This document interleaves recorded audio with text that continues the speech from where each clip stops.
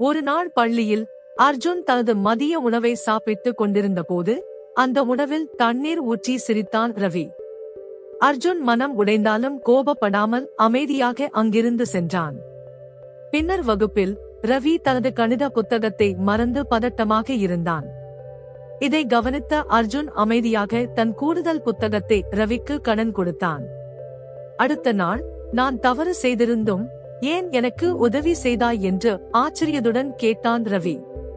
அர்ஜுன் சிரித்துக்கொண்டே, ஒருவருக்கு நல்ல பாடம் கற்பிக்க சரியான வழி அவர்களுக்கு தண்டனை கொடுப்பது அல்ல, மாறாக கருணையுடன் நடந்து கொள்வதே சிறந்தது என்று கூறி, இதை நான் என் பெற்றோரிடமிருந்து கற்றுக்கொண்டேன் என்றான். ரவி தனது தவறை உணர்ந்து மன்னிப்பு கேட்டான். இதை கவனித்த ஆசிரியர் திருக்குறளை எடுத்துரைத்து அர்ஜுன் செயலை பாராட்டினார்.